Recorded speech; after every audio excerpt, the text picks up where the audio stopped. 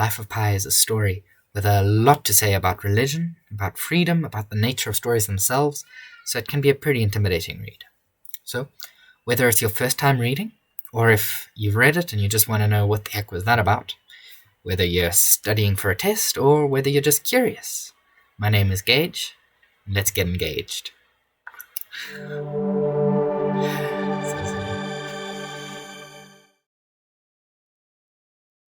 I'm just going to start by going over a general overview of the plot. So if you've read the book before, if you feel like you know the actual plot, then you can skip ahead in the video.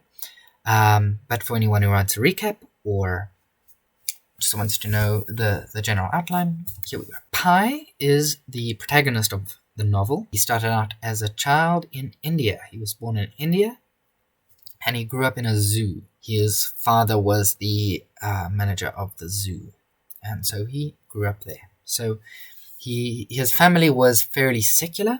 Secular meaning not very religious. Secular means that you may follow a religion, but it's not a big part of your life. You aren't particularly religious. It doesn't affect your day-to-day life very much. So we don't know that his family were atheists per se, but we do know that they were not strongly religious. However, Pi himself did become very strongly religious. The first part of the novel is about Pi's childhood, growing up in the zoo, and how it affects him, and also how he learns to adopt religion. And the interesting thing about Pi is that he does not just adopt one religion, but he, over the course of the story, adopts 3. He believes in them all at the same time. He does not just pick one, but he believes in them all at the same time. So, firstly, he becomes a Hindu in his childhood, and then as he grows up, he learns about Christianity, and he decides to become a Christian, and then later on, he adopts Islam. So he adopts all 3 of these religions, and it causes some problems for him, but he feels that he resonates with all of these religions, and so he wants to believe in them all. He's also a smart kid, and he has a particular fascination with biology, probably because of growing up in a zoo. He also has respect for the scientific as well as the religious. So this first part of the book is just setting up Pi's story, setting up who he is, so we know him as a character when tragedy strikes. As a teenager, his father sells the zoo and they are going to move to Canada, and so they travel on a cargo ship, which is also selling many of their animals. It's bringing their animals over to Canada and to other countries to be sold. So on this cargo ship, they are crossing the ocean when one night the ship seems to have some sort of issue. It crashes somehow. The details are never really specified. We never really know what causes the ship to crash, but all we know is that Pi himself ends up shipwrecked. And so he gets on a lifeboat, and on this lifeboat he is trapped with various animals that got out of their cages somehow. And that again is never really explained. Pi is trapped on this lifeboat with a hyena, an orangutan named Orange, and an injured zebra. And so all of these are stuck on this lifeboat, and there's a covered tarp that covers a large section of the lifeboat as well. So Pi spends his first few days stuck on this lifeboat. His family has seemingly died, and so he has to go through a lot of grief and also try to survive the hyena on the boat. So after a while, after a few days, the hyena actually kills the injured zebra and starts eating it. And then after that, the hyena goes for the orangutan and they fight, and eventually the hyena kills the orangutan. And so at this point, Pi is really, distraught, and he's really terrified, and so he thinks the only possible thing he can do at this point is to try and attack the hyena himself. And so he's about to do this when out of the covered tarp comes Richard Parker. Richard Parker comes and instantly kills the hyena. And the thing about Richard Parker is that Richard Parker is a tiger, Bengal tiger. Now Pi is stuck on the raft. It's nothing but him and this Bengal tiger. And so the bulk of the book is the story of how he survives that situation. And so there's a lot of ingenuity in how he manages to survive, how he tries to handle Richard Parker and eventually kind of tame Richard Parker, get some sort of control so that he isn't eaten, and how he manages to get food and water and survive this experience stuck on this life raft, which ends up lasting 227 days. Gets stuck out on the ocean for 227 days. Things start to get weird near the end of the story, as he becomes more and more delirious, as he's short on water, short on food, the elements have gotten to him and he's really unwell, and the story starts to get a lot more strange and abstract. Things start making a lot less sense. Eventually Pi goes blind, and while he's blind he claims that his life raft came upon another life raft with a cannibal Frenchman who attacks Pi but then gets eaten by Richard Parker. That really is really strange and doesn't really make much sense, but we don't really know how much of it was real and how much was delusion. He stops being blind shortly afterwards, and he has to eat the corpse of this Frenchman who tried to attack him. There's a really weird section where he discovers an island, and this island seems to be a floating island of vines, covered in meerkats with pools of fresh water in it. But then, at night, the pools of water turn acidic. Anyone on the ground gets basically devoured by the island, and so it's called the carnivorous island, because this acid rots them away. And so eventually he finds teeth buried by the trees coming out of this island. Their leaves wrap up these teeth from a previously dead person who was devoured by this island. And so he has to leave it and get back on his life raft. As the story progresses, more of these unbelievable events start to occur, which starts to get us questioning the story. Eventually, Pi makes it to land. He lands in Mexico, and Richard Parker, the tiger, escapes out into the jungle. And this really actually hurts Pi, because he formed a deep attachment with Richard Parker. He formed a kind of a bond, and so he is really saddened that Richard Parker just does not seem to reciprocate these feelings. Richard Parker does not say goodbye, does not seem to care about Pi. Richard Parker just leaves and never looks back. Pi has a long recovery, and he's slowly recovers. He's got a lot of trauma to overcome, and he never truly fully overcomes the trauma of his experiences, but he gets degrees in university, and he marries, he has children, he has a happy ending in Canada. Eventually, after having this nice life, the author of the book, Jan Martel, comes and meets Pi in Canada and interviews him. And this is how the novel was written. Wait, what?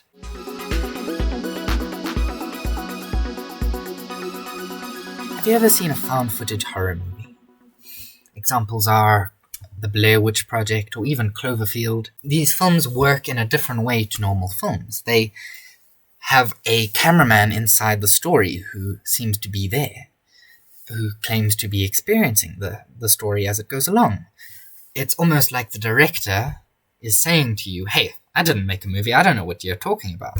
I just found this camera out in the woods and it had all of this footage on, and I'm just showing that to you. You're not really meant to believe logically that that is what happened. You're not really meant to logically believe that the story is real, but it does make it feel a lot more real when you're watching the movie. You kind of feel a lot more engaged. You feel like you're really there, or this is something that really happened. It makes it a lot more believable.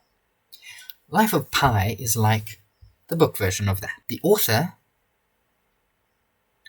tries to mix truth with fiction throughout the story. So the author tells you at the very start of the story, the author, Jan Martel, says, hey, I went to India and I met this guy who told me about Pi. Then I went to Canada and I interviewed Pi, and this is his story. I'm just writing it down. I'm writing down what he told me. And this isn't true. This story is false. Pi is not a real person, and none of his story is actually real.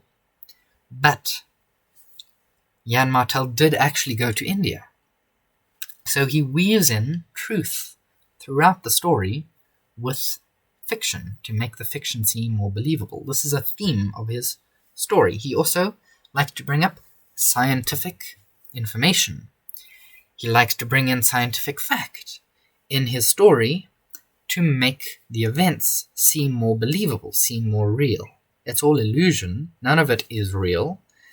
But he tries to make the story feel more real. And the reason why he does this isn't just to tell a good story. He wants to prove a point. Jan Martel's point is that people want to believe stories. People should believe stories. And finally, people should pick good stories to believe in. The twist of Life of Pi demonstrates this really well. At the end of the book, there is a transcript of a conversation between Pi and some Japanese officials who are asking about the sinking of the ship. They do not believe Pi's story with the tigers and the hyenas and the zebra and stuff. They don't believe that that is true. And so Pi, after being pressed for a while, eventually tells a different story. This is the second story that he tells. Pi claims that there were no animals on the life raft. They were just people. There was him, there was his mother, there was an injured man, and there was a French chef, all survivors of the crashing of the ship. Pi tells this rather depressing story about how the cook was sort of cannibalistic. He killed the injured man, and he started using his body as bait for fishing and even eating it. And eventually, Pi's mother finds out about this. Pi's mother opposes him, and he kills her. And at this point, Pi ends up killing the cook. In revenge, and for the rest of the trip, Pi is alone in the ship, alone with the bodies, which he eats, in order to survive. So, this is a much more depressing story overall.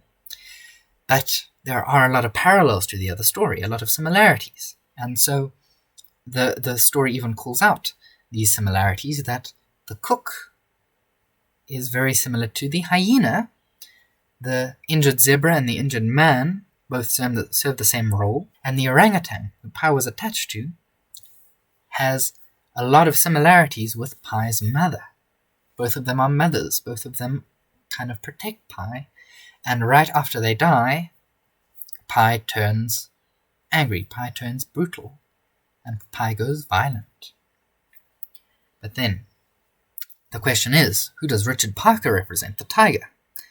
And this Richard Parker seems to represent a bit of Pi himself.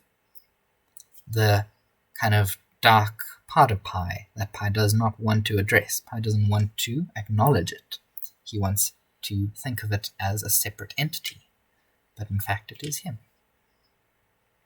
So all of these parallels seem to line up.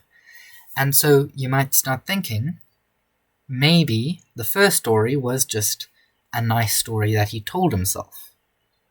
Maybe the second story is the real one. But it's a pretty depressing story. The question that a lot of people ask themselves now is, which story is the real one?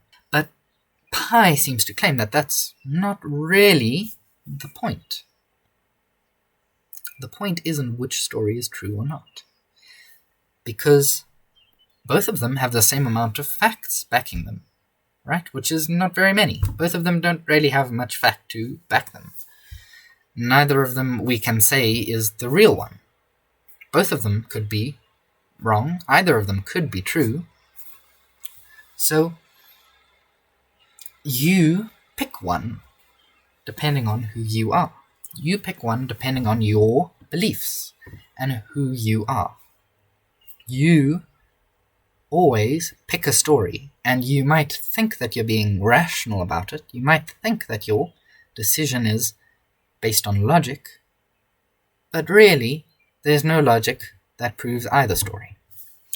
Either way, you are making what he calls a leap of faith when you pick a story. If you were purely relying on fact, then you wouldn't believe either story. You'd say, neither story is true, Jan Martel made this whole thing up. That is the facts of the matter, but that's not nearly as interesting as either of these stories. So, Jan Martel wants you to make this leap of faith and pick a story. He wants you to believe in something which isn't true, and he is trying to make a point that everyone kind of makes that leap. Everyone wants to believe a story. This brings me back to his main theme, that people want to believe stories, and people should believe stories and pick good stories to believe in. He claims that you should rather pick the story with the animals, and that's indeed what the Japanese officials end up doing, because it is a nicer story. It's a story with more of a moral. It's a story that is happier. It's a story that you'd rather believe, but he is content as long as you pick a story. All of this is very similar to how he views religion.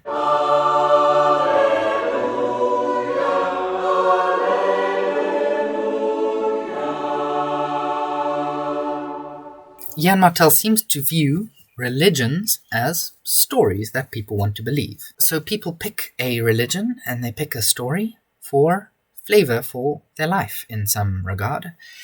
He uses the phrase dry, yeastless factuality to represent not picking a story. Pi doesn't mind atheists because he claims that atheists are people who just pick a different story. He sees them as pretty much having as much faith as everyone else. They believe that they've got rationality backing them, but in reality, he doesn't think that's really true. He thinks that they're basically like the people who pick the second story, the cannibalistic story. He thinks that they're people who pick a more depressing, a more nihilistic story, but they're just picking a story. Neither one is necessarily more true than the other. Pi doesn't feel the same way about agnostics, though.